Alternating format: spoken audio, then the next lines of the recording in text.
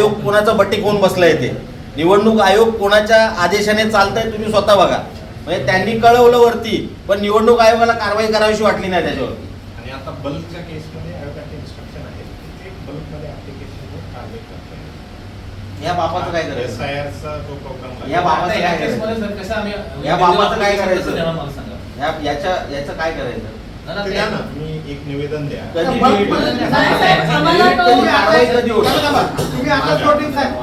माझ्याकडे परवा चार्ज झालेला आहे साहेब. त्याच्या आधी काय झालं ते मी आता तुम्हाला एक बोलू शकतो की आपण बीएलओ कोण आहेत सांगा साहेब. बीएलओची यादी देतो. ती अरे आता मिळेल ना साहेब, देतो ना. अशी काय मोठं प्रोसिजर आहे त्याचं? मी देतो म्हटलं. आम्हाला आम्ही घेतल्याशिवाय जाणार नाही. तुम्हाला देतो मी. आता द्या. आता तुम्हाला पूर्ण यादी देतो. बीएलओ ची यादी द्या. याच्यावर काम करणारे बीएलओ पाहिजेत आणि त्यांच्यावर तुम्ही काय कारवाई करताय? साहेब आजचं सांगा तुम्ही. तरी बरेचदा आम्ही टाकलं नाहीये. याच्यावर कारवाई काय होणार?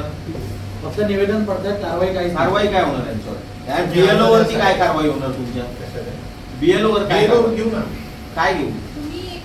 तुम्ही काय करा, तुम्ही ऑन रेकॉर्ड द्या आम्हाला. आम्ही व्हेरीफाय करतो ना.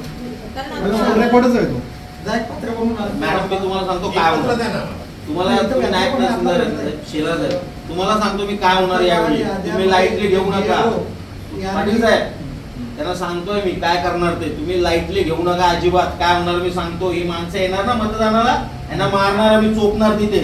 त्यावेळी जे काय होईल त्याला तुम्ही लोक जबाबदार असणार. ज्यांनी मतदार यादी अशी घाण करून ठेवली आहे त्यांना चोपणार एकेकाला. आत्ता सांगतो तुम्हाला, हे जर आले मतदानाला तिथे तुमची जबाबदारी आहे. तिथे नाही आले पाहिजेत मतदानाला, नाही तर मारणार त्यांना तिथे. आत्ता सांगतोय तुमच्या समोर इथे. काय कारवाई करायचे, गुन्हे नोंदवायचे नोंदवा. हे मार खाणार तिथे जर आले तर तुमची जबाबदारी आहे. तुम्हाला जर नको असेल या सगळ्या गोष्टी तर आत्ता कारवाई करायला सुरुवात करा. ही नावं नाही पाहिजेत आम्हाला तिथे, आणि नावं असली तर ते मतदार यादीत तिथे आले नाही पाहिजे. तुम्हाला आम्ही लेखी देतोय सगळं. यातला एकही तिथे आढळला तर बाहेर तो मार खाणार, एवढं मी तुम्हाला सांगतोय. सगळं मिळून मागू आम्ही त्यांना. अरे डोक्यावर पाणी गेलं. बरोबर नाही, कसं होणार? नंतर आम्ही हे बघू. SR करणार कधी, तो पण इलेक्शन SR ला वेळ नाही त्यांच्याकडे, करू शकत नाही. कसं होणार सांगा मला. तुमच्याकडे स्टाफ किती आहे? किती स्टाफ आहे? एकाचं नाव ऑनलाईन दिसतोय पण मतदार यादीत प्रभागात नाव नाहीये. तुम्ही काय केलं माहितीये काय केलं तुम्हाला सांगतो मी. कितीचा होता संतोष शेट्टीचा मतदारसंघ? कितीचा होता? 29 होता. का कमी केलं? 22चा का केला?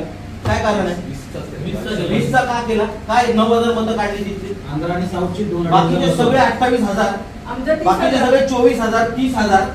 संतोष शेट्टी लाडका आहे, त्याचे काय एवढे कमी केले? नाही, प्रभाग रचनेनुसार मतदार यादीचं तो त्यांचा प्रभाग रचनेनुसार 7,000 नाव फिरवले तर 9,000 नाव फिरवले. प्रभाग रचना जी कशी काय 9,000 नाव प्रभाग फिरतात? रचनेच्या अनुषंगाने तो त्यांचा साहेब तुमच्याकडे वेळ नाही हे सगळं करायला. हे सगळे झोल करून झालेत ऑलरेडी. तुम्ही आता काय आम्हाला सांगताय? मला कन्फर्म, मला फक्त एवढं सांगा तुमच्याकडून कारवाई होऊ शकते का?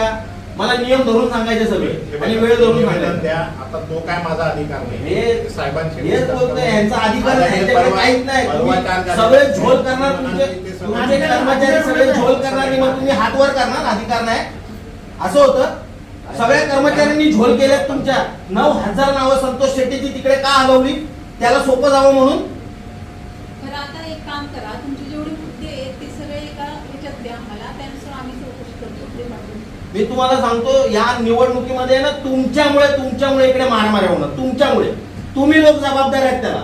तुमच्यामुळे ना एकमेकांच्या बुरावरती बसले ना बघा तुम्ही. आता हे सगळे तुम्ही जबाबदार असणार आहेत, महानगरपालिका आणि तुम्ही ज्यांनी मतदार याद्या तयार केलेल्या आहेत.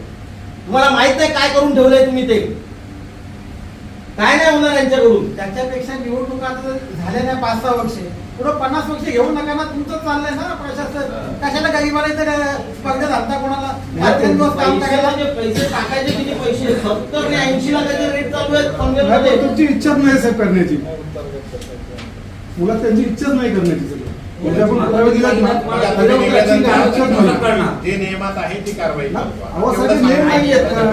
मी साहेब कोंढरेगावातला रहिवासी आहे साहेब. मला माहिती आहे कुठे काय ते.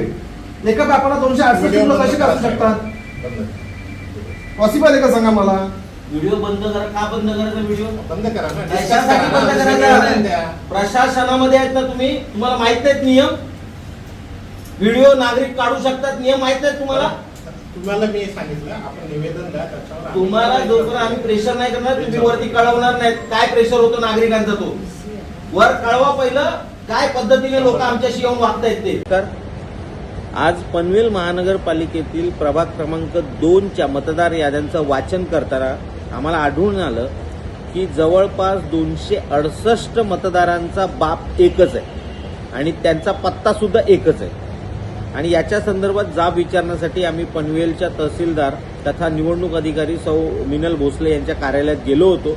त्यांना आम्ही स्पष्टपणे ठणकावून सांगितलेलं आहे हे 268 बोगस मतदार आणि त्याच्यासोबतच हे मयत मतदार जे आहेत हे जे मयत झालेले आहेत परंतु त्यांची नावं अजूनही यादीमध्ये आहेत, हे जर निवडणूक तिच्या दिवशी मतदान करायला आले तर त्यांना आम्ही चोपणार आणि त्यांना जे आम्ही चोपणार त्याला निवडणूक आयोगाचे कर्मचारी आणि तहसीलदार जबाबदार असतील.